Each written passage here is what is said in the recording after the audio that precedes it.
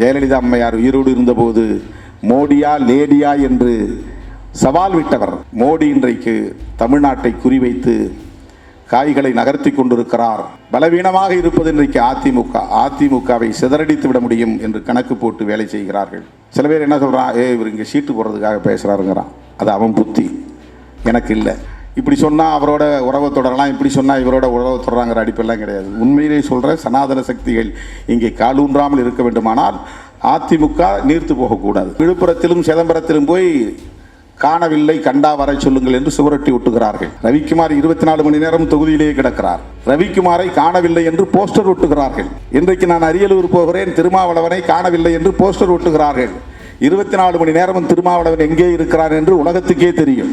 நம்முடைய வளர்ச்சியை விரும்பாத அற்பர்கள் நம்மை இன்றைக்கு குறிவைத்து நமக்கு எதிரான அவதூறுகளை பரப்புவதில் கவனம் செலுத்துகிறார்கள். என்னுடைய நேர்மை திறம் எனக்கு தெரியும். எந்த அளவுக்கு உள தூய்மையோடு அந்த களத்திலே நான் இறங்கினேன் என்பது எனக்கு தெரியும். இந்திய அரசியல் சூழலில் காங்கிரசோடும் இணைந்தால்தான் சனாதன பாசிச பயங்கரவாதிகளை வீழ்த்த முடியும். இன்றைக்கு புலம்பெயர்ந்த நாடுகளில் கூச்சல் போட்டுக் கொண்டிருக்கிற குஞ்சு குலவான்களுக்கு தெரியாது. தோழர்களே, தேர்தல் நெருங்கிக் கொண்டிருக்கிறது. தமிழ்நாட்டில் அவர்கள் என்னதான் தலைகீழாக நின்றாலும் அவர்களால் இங்கே வேரூன்ற முடியாது, காலூன்ற முடியாது என்கிற நம்பிக்கை நமக்கு உள்ளது. அதிமுகவின் வாக்கு வங்கியை தம் பக்கம் ஈர்க்க வேண்டும் என்பதற்காக மோடி இன்றைக்கு பல்லடத்திலே பேசுகிற போது எம்ஜிஆர் அவர்களையும் ஜெயலலிதா அவர்களையும் வானளாவ புகழ்ந்து பேசியிருக்கிறார். ஜெயலலிதா அம்மையார் உயிரோடு இருந்தபோது மோடியா லேடியா என்று சவால் விட்டவர். கருத்தியலாக அவர்களுக்கு பெரிய முரண் கிடையாது, அமைப்பு ரீதியாக அவர்களுக்கு முரண். மோடி கிரேஸ் என்பது, மோடி சம்பந்தப்பட்ட ஒரு ஈர்ப்பு என்பது அதிமுக தொண்டர்களையும் ஈர்த்து விடக்கூடியதாக இருந்துவிடக்கூடாது. அதை தடுக்க வேண்டுமானால் மோடியை எதிர்க்க வேண்டும் என்கிற உத்தியை அன்றைக்கு ஜெயலலிதா எடுத்துக்கொண்டார். அவருக்கு சனாதனத்தில் முரண்பாடோ அல்லது அயோத்தியா பிரச்சனையில் முரண்பாடோ ராமர் கோவில் கட்ட வேண்டும் என்பதிலே முரண்பாடோ எதுவும் கிடையாது. பிஜேபிக்கு என்ன ஸ்டாண்டோ அதுதான் ஜெயலலிதாவுடைய நிலைப்பாடும். ஈழத்தமிழர் பிரச்சனையிலும் அப்படித்தான். அருமை தோழர்களே, மோடி இன்றைக்கு தமிழ்நாட்டை குறிவைத்து காய்களை நகர்த்தி கொண்டிருக்கிறார். திராவிட இயக்க அரசியலை நீர்த்து போகச் செய்ய வேண்டும் என்பது அவர்களின் முக்கியமான குறிக்கோளாக இருக்கிறது. திராவிட அரசியலை நீர்த்து போகச் செய்வதன் மூலம் அவர்கள் சனாதன அரசியலை நிலைநிறுத்த முடியும். அதுதான் முக்கியம். அவங்க முதல்ல திமுக இன்றைக்கு ஆளுங்கட்சியாக இருப்பதனால் பெரிதாக அவர்களை ஒன்றும் செய்ய முடியாது. பலவீனமாக இருப்பது இன்றைக்கு அதிமுகவை சிதறடித்து விட முடியும் என்று கணக்கு போட்டு வேலை செய்கிறார்கள். அதிமுகவை சார்ந்த தொண்டர்களே, தலைவர்களே, எச்சரிக்கையாக இருங்கள். இது என்னுடைய தோழமையான வேண்டுகோள். உங்கள் கட்சி அழிய வேண்டும், உங்கள் கட்சி சிதைய வேண்டும் என்று சராசரி அரசியல்வாதியாக நான் ஒருபோதும் கருத மாட்டேன்.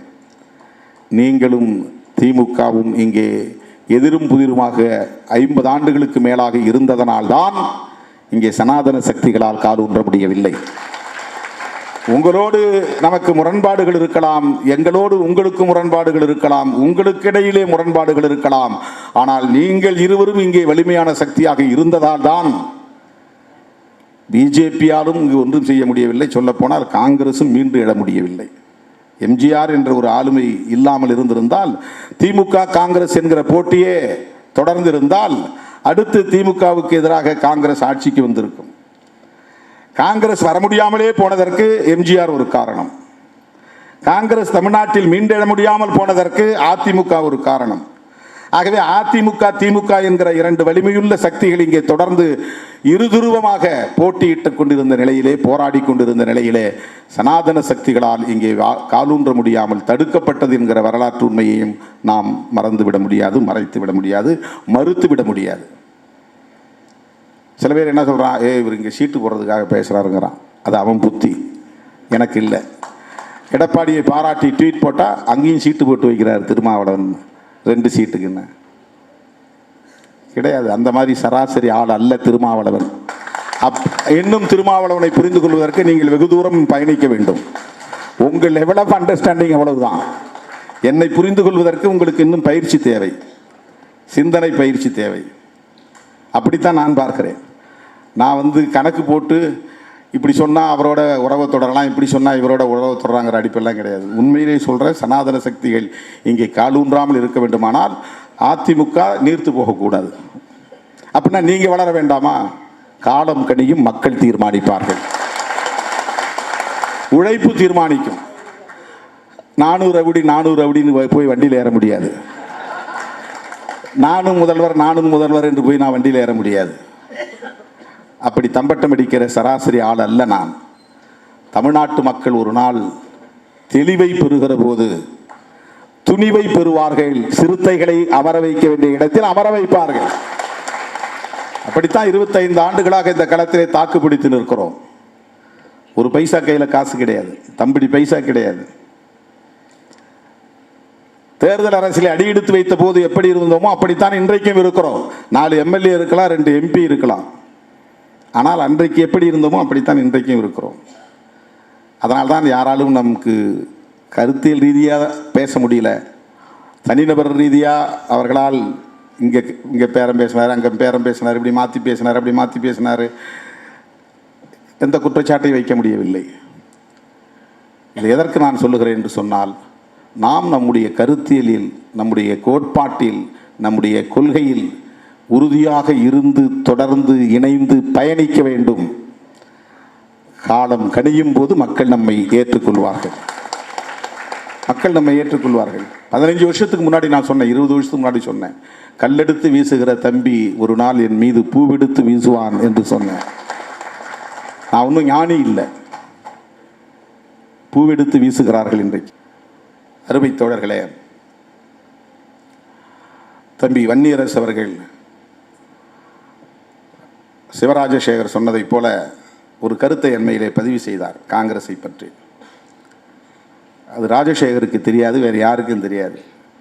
நான் வன்னியரசு வரை சொல்லி அறையிலே உட்கார்ந்து கண்டித்தேன். உண்ட நாளுக்கு நாள் மெச்சூரிட்டி வரணும். நீ முதிர்ச்சி அடைந்த தலைவராக உன்னை ஆளாக்கி கொள்ள வேண்டும். அரசியலில், பொது வாழ்வில் உணர்ச்சி வயப்படுவதற்கு இடம் கொடுக்கவே கூடாது. நாம் எல்லாவற்றையும் கடந்துதான் வந்திருக்கிறோம். நம்மை வீழ்த்துவதற்கு எவ்வளவோ சதிகள் நடந்தன. இன்றைக்கும் அவதூறு பரப்புகிறார்கள். தமிழ்நாட்டில் 40 நாடாளுமன்ற உறுப்பினர்கள் இருக்கிறார்கள், பாண்டிச்சேரி உட்பட. ஆனால் விழுப்புரத்திலும் சிதம்பரத்திலும் போய் காணவில்லை, கண்டா வர சொல்லுங்கள் என்று சுவரொட்டி ஒட்டுகிறார்கள். ரவிக்குமார் 24 மணி நேரம் தொகுதியிலேயே கிடக்கிறார். ரவிக்குமாரை காணவில்லை என்று போஸ்டர் ஒட்டுகிறார்கள். இன்றைக்கு நான் அரியலூர் போகிறேன், திருமாவளவனை காணவில்லை என்று போஸ்டர் ஒட்டுகிறார்கள். 24 மணி நேரமும் திருமாவளவன் எங்கே இருக்கிறான் என்று உலகத்துக்கே தெரியும். காணவில்லை என்று எப்படி சொல்ல முடியும்? பெண்டாட்டி பிள்ளைகளோடு நான் ஊர் சுற்றவில்லை. பொழுதுபோக்குவதற்கு நேரமில்லை என்று அரசியலுக்கு வரவில்லை. போனா போது ஒரு நாளைக்கு ஒரு 1/2 மணி நேரம் அரசியல் பண்ணும், அரசியலுக்கு வரல. 24 மணி நேரமும் மக்களோடு கிடக்கிறேன். அரசியலுக்காக என்னை ஒப்படைத்துக் கொண்டிருக்கிறேன். எனக்கென்று நான் செய்கிற வேலை குளிப்பதும் உண்பதும் 3 மணி நேரம் அல்லது 2 மணி நேரம் படுப்பதும் தான். நேற்று 2 மணி நேரம் தான் தூங்கினேன். 3 மணிக்கு படுக்க போகும்போது சொல்லிட்டு படுத்தேன் 4:30 எழுப்பு, 2:30 மணிக்கு படுக்கும்போது சொல்லிட்டு படுத்தேன் 4:30 எழுப்புங்கன்னு. கரெக்டாக 4:20 தட்டி என்னை எழுப்புனாங்க. அதுக்கப்புறம் நான் குளிச்சுட்டு போய் இதுவரையிலும் கண்ணை கூட மூடலை. இப்போ பனி 11 மேலாயிடுச்சு. எவ்வளோ பேர் அங்கே காத்துட்ருக்காங்கன்னு தெரியாது. இங்கே வந்தவங்க பூரா பின்னாலே வருவாங்க சேஸ் பண்ணிட்டு. 1 மணி ஆனாலும் 2 மணி ஆனாலும் பார்த்துட்டு தான் போவாங்க. இப்படித்தான் ஓடிக்கொண்டிருக்கிறேன். ஆனால் நம்முடைய வளர்ச்சியை விரும்பாத அற்பர்கள் நம்மை இன்றைக்கு குறிவைத்து நமக்கு எதிரான அவதூறுகளை பரப்புவதில் கவனம் செலுத்துகிறார்கள். நாம் உணர்ச்சி வயப்படக்கூடாது. அதெல்லாம் நம்ம ரியாக்ஷனரியாக இருக்கக்கூடாது. ஒருத்தர் சொன்னால் உடனே நாம் அதே வார்த்தையால் திட்டணும் அப்படிங்கிறது ரொம்ப அண்டர் லெவல். அவன் என்னை வாடான்னு சொன்னால் நான் அவனையும் போடான்னு சொல்லுவேன் அப்படிங்கிறது ரொம்ப ரொம்ப முதிர்ச்சியே இல்லாத நிலை. அரசியலில் பொது வாழ்வில் இன்னும் இன்னும் எவ்வளவோ சதிகளை நாம் சந்திக்க வேண்டியிருக்கும், எவ்வளவோ சூழ்ச்சிகளை நாம் எதிர்கொள்ள வேண்டியிருக்கும், எவ்வளவோ அவதூறுகளை நாம் சந்திக்க வேண்டியிருக்கும், மிக கடுமையான சவால்களை நாம் எதிர்கொள்ள வேண்டியிருக்கும்.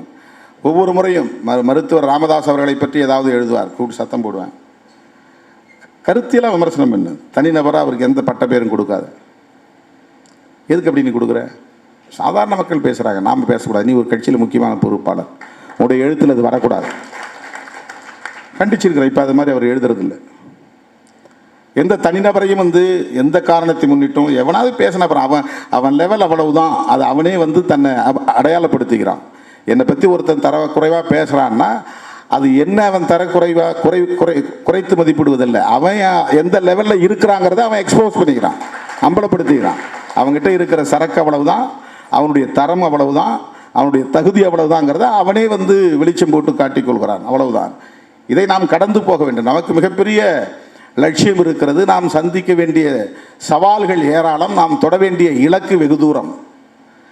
இந்த 25-35 ஆண்டுகளாக இந்த களத்திலே நாம் இருக்கிறோம். 25 ஆண்டுகளாக தேர்தல் அரசியலில் இருக்கிறோம்.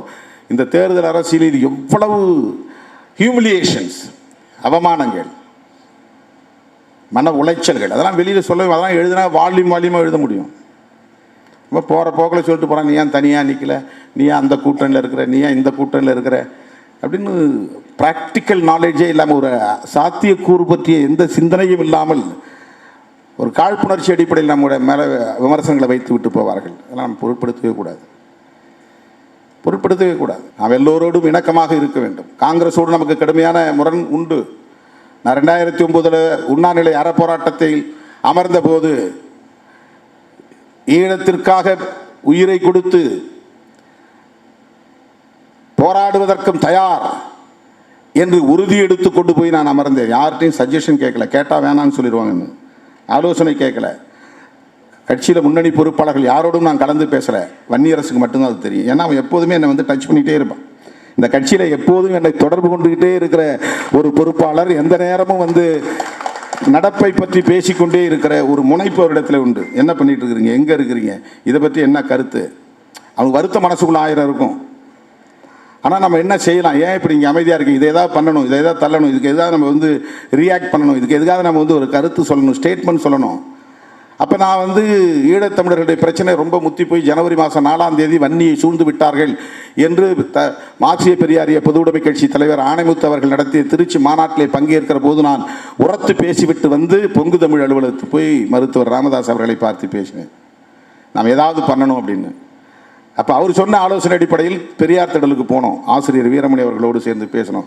அது ஒரு நீண்ட நெடிய வரலாறு, நான் மீண்டும் அதை பேச விரும்பவில்லை. ஆனால் கடைசியாக யாரும் ஒத்துவரவில்லை. ஈழம் தொடர்பாக எல்லோரும் இப்படி மந்தமாக இருக்கிறார்களே என்ற வலியோடு நான் மட்டும் சாகும் வரை உண்ணாவிரதம் இருக்க போகிறேன். யாரும் வர வேண்டாம், உனக்கெல்லாம் குடும்பம் இருக்குது, பொண்டாட்டி பிள்ளை இருக்குது. மனப்பூர்வமாக ஜென்யூனா உண்மையாக நேர்மையான உள்ளத்தோட சாவோங்கிற ஒரு அந்த தைரியத்தோடு தான் போனேன். அப்போ வன்னியரசு நானும் உட்கார்றேன், இல்லை ஆகும்னார். வேண்டாம், யாரும் உட்காராதீங்க, நான் மட்டும் உட்கார்றேன் அப்படின்னு இடம் பிடிச்சி மரமலை நகரில் போய் உட்கார்ந்த 4 நாள். அன்னைக்கு அவருக்கு தெரியும்,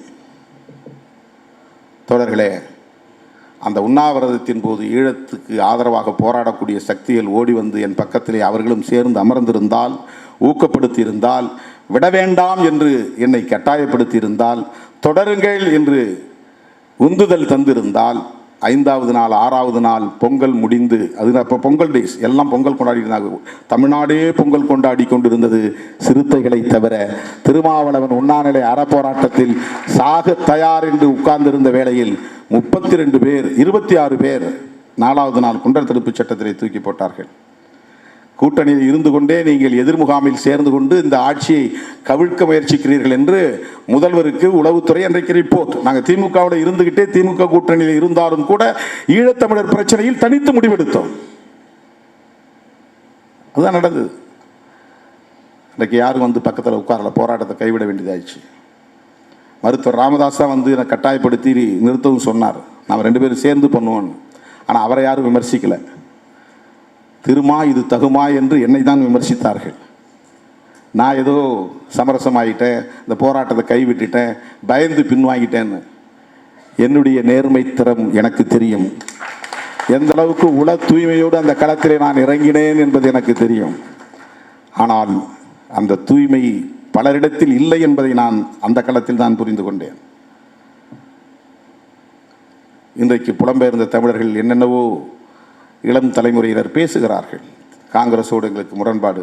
அந்த கூட்டத்தில் காங்கிரஸை பற்றி நான் பேசினேன், கடுமையாக விமர்சனம் செய்தேன். ஆனால் இன்றைக்கு நான் காங்கிரஸ் கூட்டணியில் இருக்கிறேன். சமரசம் செய்து கொண்டு அல்ல, பதவி என்கிற அடிப்படையில் அல்ல. இந்திய அரசியல் சூழலில் காங்கிரஸோடும் இணைந்தால்தான் சனாதன பாசிச பயங்கரவாதிகளை வீழ்த்த முடியும். அந்த பொட்டன்ஷியல் பவர் காங்கிரஸுக்கு இருக்கு. அது ஆட்சிக்கு வராமல் இருக்கலாம், எண்ணிக்கை குறைவாக இருக்கலாம். நேஷனல் பார்ட்டி, தேசிய கட்சி என்று வருகிற போது பிஜேபிக்கு எதிராக இன்றைக்கு ஒரு கட்சி தேசிய அளவில் இருக்கிறது என்றால் அது காங்கிரஸ் கட்சி தான். இப்போ காங்கிரசும் இடதுசாரிகளும் சேர வேண்டும் என்பதை 10 ஆண்டுகளாக பேசுகிறோம்.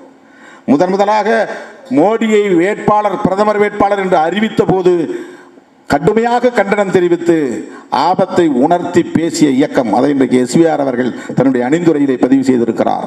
பாசிசம் வாசல்படியில் என்று ஒரு ஆய்வுக் கட்டுரை நான் எழுதினேன். இங்கே உள்ள இடதுசாரி சிந்தனையாளர்கள் கூட அந்த ஆபத்தை அன்றைக்கு உணராமல் இருந்தார்கள். ஆனால் அந்த ஆபத்தை உணர்ந்த முதல் கட்சி விடுதலை சிறுத்தைகள் கட்சி தான் என்று பதிவு செய்திருக்கிறார். அப்போதே நான் சொன்னேன், பதறினேன். அந்த நாளிலிருந்து இந்த நாள் வரையில் பதறிக்கொண்டிருக்கிறோம். ஏன்னா ஐடியாலஜி தான். தனிப்பட்ட முறையில் நமக்கு மோடி அவர்களை பற்றி எதுவும் தெரியாது, காழ்ப்புணர்ச்சி கிடையாது. பிஜேபி பற்றி தனிப்பட்ட முறையில் நமக்கு எந்த முரண்பாடும் கிடையாது. இந்த நாட்டை பாதுகாக்க வேண்டுமானால் அவர்களின் கோட்பாடு சனாதனம் என்கிற பாசிசம் வலுப்பெற்று விடக்கூடாது. அதனால தான் இப்போ கூட நாம் தென்னிந்தியாவிலேயே இவிஎம்ஐ எதிர்த்து 2 கட்ட போராட்டத்தை நடத்திய இயக்கம் விடுதலை சிறுத்தைகள் கட்சி தான். 2 கட்டம் போராட்டம் நடத்தியிருக்கிறோம். 2வது பேசும்போது நான் சொன்னேன், தேர்தலில் நாங்கள் போட்டியிடாமல் புறக்கணிக்கவும் தயாராக இருக்கிறோம், நாட்டை காப்பாற்றுவதற்கு, இவிஎம்ஐ தடுப்பதற்கு என்று. இதெல்லாம் நான் வெறும் பேச்சா பேசலை, ஆழ் மனதிலிருந்து சொல்கிறேன். அந்த அளவுக்கு ஆபத்து இருக்கு என்கிற காரணத்தினால் சொல்லுகிறேன். சும்மா நாங்கள் 2 பேர் ஜெயிச்சு போகிறதுனால ஒன்றும் பெரிய மாற்றம் நிகழ்ந்துட போகிறதில்லை. ஆனால் இவிஎம்முக்கு எதிராக போராட வேண்டிய தேவை இருக்கிறது. அந்த உணர்வை மக்களிடத்திலே வளர்க்க வேண்டிய தேவை இருக்கிறது. அதை நான் ஆழமாக உணர்ந்த நிலையில் தேர்தலை புறக்கணிக்கவும் தயார் என்று நான் சொன்னேன். ராஜசேகர் சொன்னதை போல அவர் உணர்ச்சி வயப்பட்டு சில பதிவுகளை செய்வது உண்டு, மேடைகளில் பேசுவது உண்டு. தமிழ் மண்ணுக்கு தலைப்பிடுகிற போது கூட அவர் ராஜரிஷியில் பெற்ற பயிற்சியின் அடிப்படையில் சில நேரங்களில் தலைப்பு கரடுமுரடாக இருக்கும். நாம் ஒரு அரசியல் இயக்கம் நடத்துகிறோம், அப்படி தலைப்பு வைக்கக்கூடாது. வரிக்கு வரி நான் படித்து பார்ப்பேன், தலைப்புகளை மாற்றுவேன், வாக்கிய அமைப்புகளை மாற்றுவேன். நேரம் ஒதுக்க முடியாது, அதற்காக அவர் கிடப்பார். என்னிடத்திலே கட்டுரைகளை வாங்குவதற்கு அவர் இல்லாமற் போனால் அதனால் அமைப்பாய் திரள்வோம், மறுபடியும் வரவில்லை. அதுதான் உண்மை. 58 கட்டுரைகளையும் அவர் என்னிடம் போராடி போராடி வாங்கித்தான் பதிப்பித்தார். இடையிலே அவருக்கு வருத்தம் ஏற்பட்டு தமிழ்மண் பணிகளை அப்படியே போட்டுவிட்டு போய்விட்டார். மனைவியையும் கூட அழைத்து கொண்டு போய்விட்டார். ஆனால் கட்சியை விட்டு போகவில்லை, அந்த பணிகளை அப்படியே விட்டுவிட்டார். வருத்தம் அரசியலில் இருக்கத்தான் செய்யும். எல்லோரையும் என்னால் திருப்திப்படுத்த முடியாது. சொன்னால் கேட்டுக்கொள்வார் திரு வன்னியரசு என்ற நம்பிக்கையிலே நான் சில முடிவுகளை எடுத்தேன். தென் மாவட்டங்களை சார்ந்தவர்களுக்கே வட மாவட்டங்களில் சீட்டு கொடுக்க முடியாது, 1-2 பேர் என்ற கணக்கிலே நான் 2011 அவருக்கு போட்டியிடுகிற வாய்ப்பை என்னால் தர இயலவில்லை.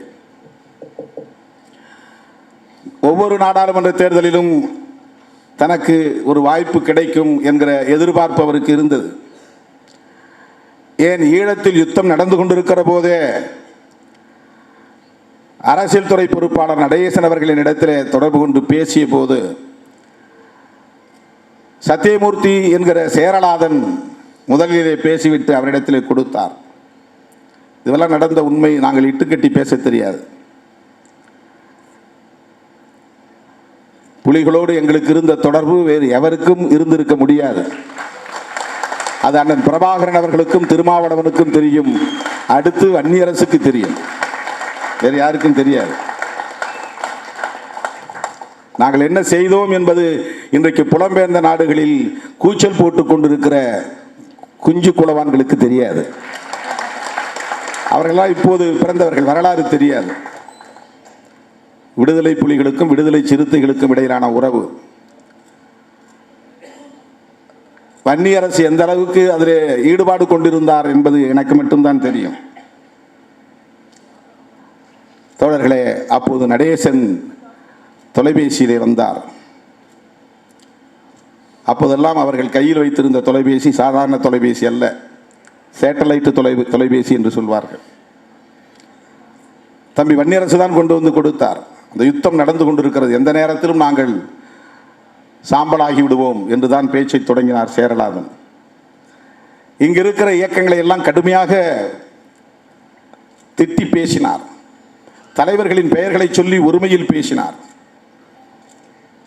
நாங்கள் சொன்னோமா அங்கே இந்திய அரசுக்கு எதிராக போராட சொல்லி, காங்கிரசுக்கு எதிராக போராட சொல்லி, ஏன் இப்படி இவர்களெல்லாம் நடந்து கொள்கிறார்கள் என்று ஒரு 5-6 தலைவர்களின் பெயரை சொல்லி கடுமையாக வசை சொற்களால் பேசினார். பேசிவிட்டு அண்ணன் பேச விரும்புகிறார், பிடியுங்கள் என்று நடேசனிடத்திலே கொடுத்தார். நடேசன் என்னிடத்திலே பேசி கொண்டிருந்தவர், நான் தலைவரின் அனுமதியோடு உங்களிடத்தில் பேசுகிறேன், நாங்கள் எந்த நேரத்திலும் இல்லாமல் போகலாம், உங்களுக்கு சத்தம் கேட்பது கேட்கும் என்று நான் நம்புகிறேன். அதாவது யுத்தத்தில் அங்கே குண்டு வீசுகிறாங்க, அந்த குண்டு வீச்சு, அந்த யுத்தத்தில் எழுகிற இறைச்சல், இந்த சத்தம் உங்களுக்கு கேட்கும் என்று கருதுகிறேன் என்று சொல்லிவிட்டவர் சொன்னார், நீங்கள் எடுத்திருக்கிற முடிவு சரி, நீங்கள் திமுக அணியிலேயே நீடிக்க வேண்டும், 2 தொகுதிகளிலும் வெற்றி பெற வேண்டும், அந்த 2 பேரும் ஈழ உணர்வுள்ள வேட்பாளர்களாக இருக்க வேண்டும் என்று விரும்புகிறோம். ஒரு தொகுதியில் நீங்கள் போட்டியிட்டால் இன்னொரு தொகுதியில் வன்னியரசை நிப்பாட்டுங்கள் என்று சொன்னார். இது உண்மை, அது அவருக்கு தெரியாது, எனக்கு தெரியும், என்னிடத்தில் தான் பேசினார்கள். ஆனால் நான் கட்சியில் சில புரோட்டோகால், எவ்வளவு நம்பிக்கையோடு தம்பி வன்னியரசு இருந்தாலும் கூட பைபாஸ் பண்ணி கட்சியில் இருக்கிற மூத்த பொறுப்பாளர்களை தாண்டி வன்னியரசை விடவும் இன்னும் வலுவாக அந்த களத்திலே பணியாற்றக்கூடிய தகுதியுள்ளவர்கள் தேவை என்ற நிலையில் நான் அன்றைக்கு சில முடிவுகளை எடுக்க முயற்சித்தேன். ஆனால் அன்றைய நிலையிலே பொருளாதார நெருக்கடியால் வன்னியரசின் துணையோடு நான் ஒரு அவருடைய கருத்தையும் கேட்டு ஒரு வேட்பாளரை தேர்வு செய்தேன். அப்போதெல்லாம் அவர் வருத்தப்படவில்லை. ஆனால் சட்டமன்ற தேர்தலிலே அவருக்கு வருத்தம் நேர்ந்தது. அப்போதும் எனக்கு நம்பிக்கை, அவர் கோபித்துக் கொள்ள மாட்டார் என்கிற ஒரு நம்பிக்கை தான். ஏனென்றால் கிடைப்பது 8, ஆனால் 800 பேருக்கு மேலானவர்கள் கட்சியிலே தகுதி படைத்தவர்கள் இருக்கிறார்கள். நமக்கெல்லாம் 234 தொகுதி போதாது. நம்முடைய கட்சியிலே எம்பி வேட்பாளர்கள் 40 தொகுதிகள் போதாது, கிடைப்பது 2. அந்த 2இல் நான் யாரையாவது தேர்வு செய்ய வேண்டும் என்றால் ஒருவரையோ அல்லது 2வரையோ தான் தேர்வு செய்ய. நான் கூட விட்டு கொடுத்து வந்துடும். அப்படிதான் 2006 நானே போட்டியிடாமல் தோழர்கள், நம் கட்சி தோழர்கள் விரும்புகிறவர்கள் நிற்கட்டும் என்று வெளியே வந்தேன். நான் 2006 நான் எடுத்துக்கிட்டு தானே மற்றவங்களுக்கு கொடுத்துருக்கணும். தேர்தலில் அப்படி தானே எனக்கு எல்லாரும் இருக்கிறோம். 2006 10 தொகுதி நமக்கு கிடைச்சது. 9 தொகுதி தமிழ்நாட்டில், 1 தொகுதி பாண்டிச்சேரியில், 10 தொகுதி கிடைத்தது. தமிழ்நாட்டில் கிடைத்த 9 தொகுதிகளில் 1 தொகுதியில் நான் என்னை முடிவு செய்து கொண்டு மிச்சம் 8 தொகுதிகளில் ஆட்களை நான் தேர்வு செய்யலாம். ஆனால் உடன் இருப்பவர்கள் விரும்புகிறார்கள் என்று தெரிந்ததும் நான் பின்வாங்கிக் கொண்டேன். வேண்டாம், நான் நிற்கல, நீங்கள் நில்லுங்க. ஆனால் எம்பி தேர்தலில் அப்படி நான் முடிவு செய்ய முடியாது. 2011 நமக்கு மிக குறைவான இடங்கள் தான் கிடைத்தன. திமுக கூட்டணியிலே எல்லாம் வட மாவட்டங்களிலேயே கிடைத்தன. தொடக்க காலத்தில் மூத்த உறுப்பினர்களாக இருப்பவர்கள், தியாகம் செய்தவர்கள், என்னோடு தொடர்ந்து பயணிப்பவர்கள், நம்பிக்கைக்குரியவர்கள், விழுப்புண்களை பெற்றவர்கள், இன்றைக்கும் வழக்குகளுக்காக நெடிய படிக்கட்டுகளில் ஏறி இறங்கிக் கொண்டிருப்பவர்கள் என்று பார்த்தால் நான் வட மாவட்டங்களில் யாருக்குமே தொகுதி கொடுக்கக்கூடாது, மதுரையை சார்ந்த தோழர்களுக்கு மட்டும்தான் நான் தர முடியும். நான் அப்படி ஒரு புரோட்டோக்கால் போட்டேன்னு சொன்னால், அப்படி ஒரு வரிசைப்படுத்தணும்னு நினச்சேன்னா, நான் வட மாவட்டங்களை சார்ந்த யாருக்கும் தர முடியாது. நான் ப்ரையாரிட்டி கொடுக்கணும்னா மதுரையை சார்ந்த தம்பிகளுக்குத்தான் நான் ப்ரையாரிட்டி கொடுக்க முடியும். இன்றைக்கும் கூட 1-2 பேர் வெளியே போய் அவதூறு பரப்பினார்கள். அவர்கள் யாரும் மதுரையை சார்ந்தவர்கள் அல்ல, தென் மாவட்டங்களை சார்ந்தவர்கள் அல்ல. என்ன தொடக்க காலத்தில் இவன் தான் நம் தலைவன் என்று ஏற்றுக்கொண்ட தம்பிகள் ஒருவர் கூட இந்த இயக்கத்திற்கு எதிராக இதுவரையில் சிந்திக்கவில்லை, தலைமைக்கு எதிராக பேசவில்லை. இடையிலே வந்தவர்கள் வெளியே போனார்கள், அவதூறு பரப்பினார்கள். மதுரையை சார்ந்த தோழர்கள் அந்த அளவுக்கு ஆதி காலத்திலிருந்து, இந்த இயக்கம் தொடங்கிய காலத்திலிருந்து நம்பிக்கைக்குரியவர்களாக இருக்கிறார்கள். அதிலே ஒரு முன்னணி தளபதியாக தம்பி வன்னியரசு இருக்கிறார் என்பதை எண்ணி நான் பெருமைப்படுகிறேன். தம்பி வன்னியரசு அவர்கள் ஒரு புத்தகத்தை தொகுத்து வெளியிடக்கூடிய அளவுக்கு ஆன்றோர் சான்றோர் பலரும் வந்து வாழ்த்தக்கூடிய அளவுக்கு இன்றைக்கு தன்னுடைய ஆளுமையை அவர் தன்னைத்தானே சிறப்புக்குரிய ஒரு ஆளுமையாக செதுக்கி கொண்டிருக்கிறார் என்பது எனக்கு பெருமையை தருகிறது, பூரிப்பை தருகிறது. ஒரு வார ஏட்டின் நிருபராக தம் வாழ்க்கையை தொடங்கிய தம்பி ஜெயராஜ்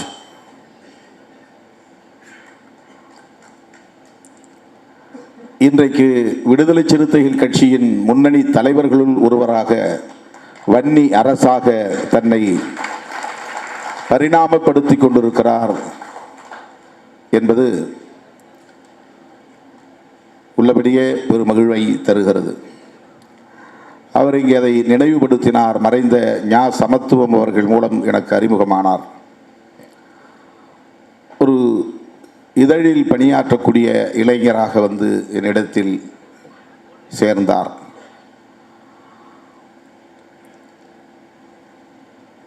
அதன் பிறகு அவர் என்னோடு நெருக்கமானார். இந்த இயக்கத்தோடு தன்னை இணைத்து கொண்டார், பிணைத்து கொண்டார். பிறகு அவரே இந்த இயக்கத்தை வழிநடத்தக்கூடிய அளவுக்கு அனைத்து வேலைகளையும் இழுத்து போட்டுக்கொண்டு செய்கிற முனைப்பு கொண்டவராக தன்னை உருவாக்கி கொண்டார். சொல்லப்போனால் அண்ணன் அறிவுமதி அவர்கள் இன்றைக்கு நம்முடைய அவையிலே வந்து அமர்ந்திருக்கிறார் என்றால் அதற்கு தம்பி வன்னியரசு தான் காரணம்.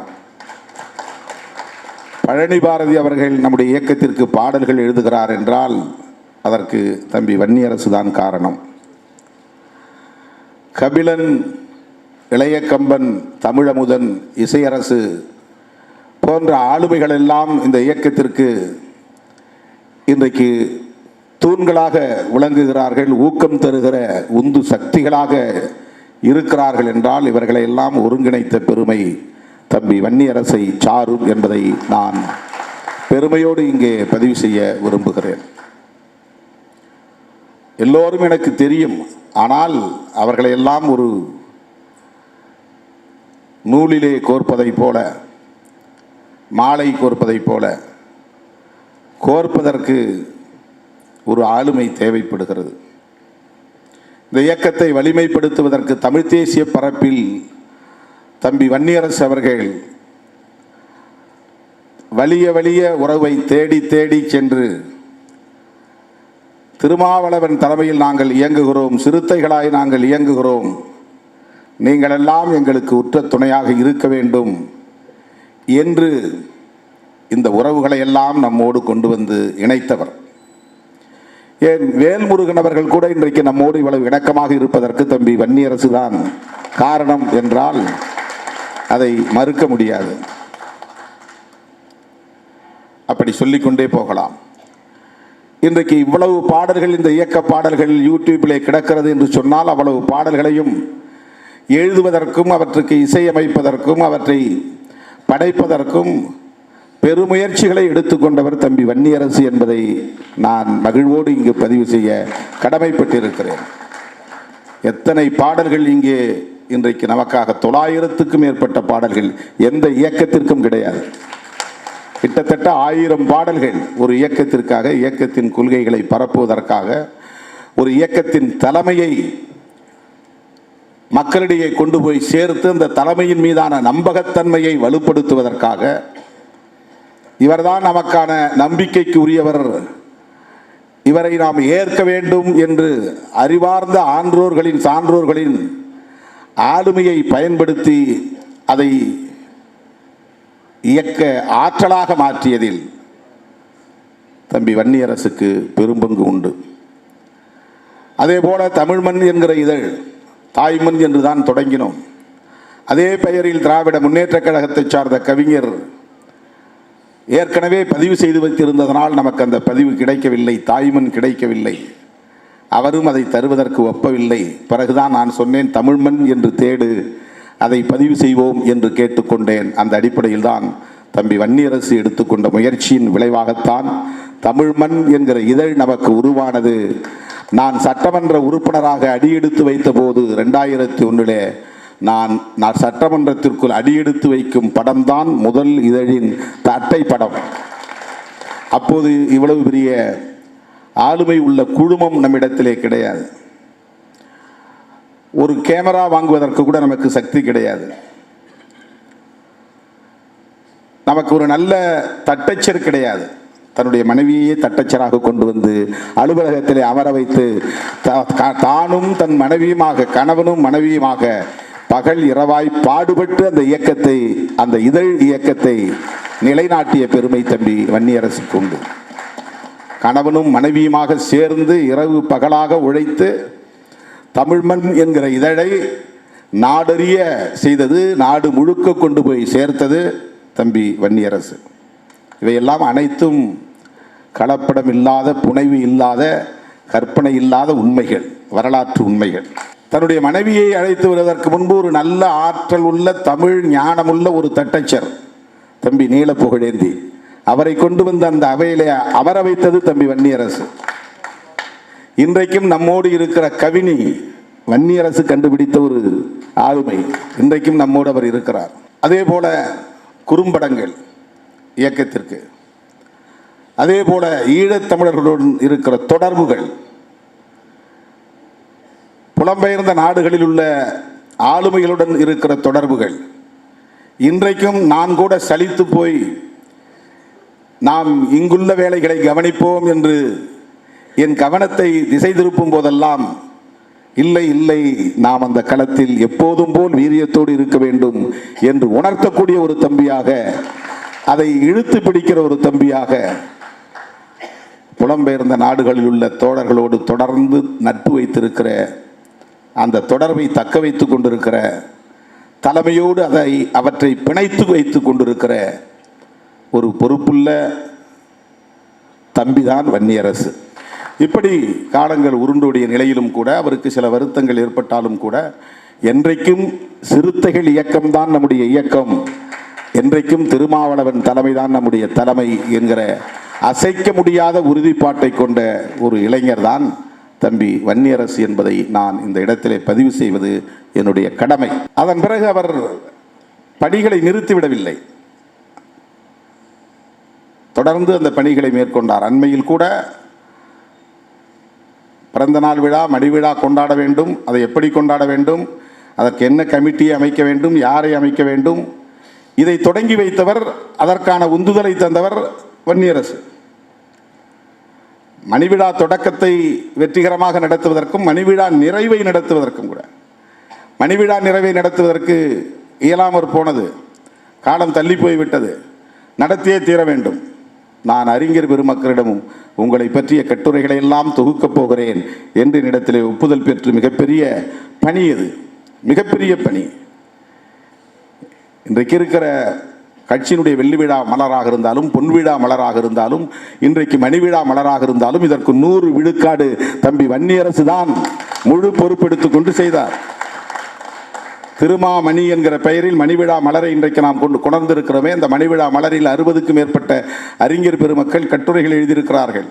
அது வெறும் திருமாவளவன் துதி அல்ல, விடுதலை சிறுத்தைகளின் அரசியல் கோட்பாடு குறித்த கட்டுரைகள், நாம் எந்த களத்தில் நிற்கிறோம் என்பது குறித்த கருத்துக்கள், நான் தேடி போய் அண்ணன் அறிவுமதி அவர்கிட்ட பேசுறது நேரம் கிடையாது. எனக்கு பழனி பாரதி அறிமுகமே கிடையாது.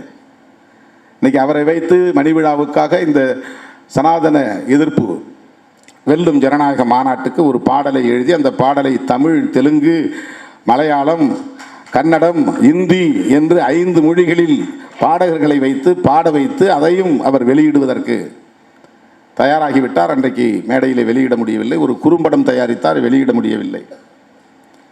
இவற்றையெல்லாம் இந்த நேரத்தில் நான் சொல்லுவதற்கு அவர் நினைக்கலாம், அண்ணன் நம்மை வெளிப்படையாக ஒரு நாளும் பாராட்டியதில்லை, இவ்வளவு செய்கிறோம் நம்மை தட்டி கொடுத்ததில்லை, இவ்வளவு நாம் உடன் இருக்கிறோம் நமக்கு ஒரு வாய்ப்பு தரவில்லை, ஒரு சட்டமன்ற உறுப்பினராக நாடாளுமன்ற உறுப்பினராக போகிற வாய்ப்பு அமையவில்லை என்கிற ஏக்கம் இருக்கலாம். ஆனாலும் கூட அதையெல்லாம் கடந்து கட்சி பணி ஆற்றுவதில், தலைமைக்கு நம்பிக்கையோடு இருப்பதில், தலைமையை மேலும் வலுப்படுத்துவதற்கு உற்றார் யார் யாரோ, தமிழ் தேசிய உற்றார், சாதி ஒழிப்பு உற்றார், பெரியாரிய கருத்தாளர்களாக இருக்கிற உற்றார் என்று அந்த உற்றாரை எல்லாம் ஒருங்கிணைத்து எல்லா தளங்களிலும் இன்றைக்கு கட்சிக்கு ஒரு பெரிய இணைப்பு பாலமாக தம்பி வன்னியரசு இருக்கிறார் என்பதை நான் பெருமகிழ்வோடு இந்த நிகழ்விலே பதிவு செய்து அவரை பாராட்டி, அவர் ஊடகங்களில் சில நேரங்களில் தவறாக பேசினாலும் சரி, சமூக ஊடகங்களில் தவறாக பதிவு செய்தாலும் சரி, மிக கடுமையாக நான் பேசுவேன். மதுரை தம்பி எல்லாரையும் நான் யாரையும் ஒருமையில் பேச மாட்டேன், அவங்கள மட்டும் ஒருமையில் பேசுவேன். அவன் இவன் தம்பின்னு, வேறு யாரையும் நான் ஒருமையில் பேச மாட்டேன், வாங்க போங்கன்னு தான் பேசுவேன். அவங்களோட அப்படி நான் பழகிட்டேன். ரொம்ப ரொம்ப ரொம்ப தொடக்க காலத்தில் அந்த மாதிரி பழகிட்டேன். ஏன்னா அவங்களுக்கு எழுத படிக்க தெரியாது. ஆனால் என்னை நம்பி வந்தார்கள், என் தலைமையை ஏற்றுக்கொண்டார்கள், நான் அறிவித்த அத்தனை போராட்டங்களிலும் பங்கேற்றார்கள், காயம்பட்டார்கள், ரத்தம் சிந்தினார்கள். அந்த அளவுக்கு இன்றைக்கும் அந்த நம்பிக்கையோடு இருக்கிறார்கள். அருமை தோழர்களே, இந்த களத்தில் இப்படிப்பட்ட இந்த பயணத்தில் எனக்கு பல வகையிலும் உற்ற துணையாக இருக்கிற தம்பி இன்றைக்கு ஒரு நூலின் படைப்பாசிரியராக, எழுத்தாளராக பரிணமித்திருக்கிறார் என்பதை எண்ணி நான் பெருமைப்படுகிறேன், வாழ்த்துகிறேன், பாராட்டுகிறேன். அனைவருக்கும் என்னுடைய நெஞ்சார்ந்த நன்றி, வணக்கம். எடப்பாடி பழனிசாமி பாத்தீங்கன்னா எந்த அளவுக்கு ஒரு துரோகம், வஞ்சகம் உள்ள தலைவர் என்பது எல்லாத்துக்கும் தெரியும். ஏன்னா அதுல மாற்று கருத்து, சசிகலாவை காலவாரி விட்டு சசிகலா நம்பி கொடுத்துட்டு போனாங்க. ஆமா, அதுல இருப்ப நம்பி கொடுத்துட்டு போனாங்க. அப்போ நம்பி கொடுத்து நீ யார், நீ எம்எல்ஏவா நீ இருக்கிறன்றது, நீ அமைச்சரா இருந்தன்றது யாருக்குமே தெரியாது. தமிழகத்துல கூவத்தூர்ல காலில் விழுற வரைக்கும் யாருக்குமே தெரியாது. அப்ப சசிகலா அவர்கள் உன்னை நம்பி உன்னை கொடுத்துட்டு போனாங்க. ஓ பன்னீர்செல்வத்தை இப்ப அவர் முழு சங்கியா மாறிட்டாரு. ஆனா ஜெயலலிதா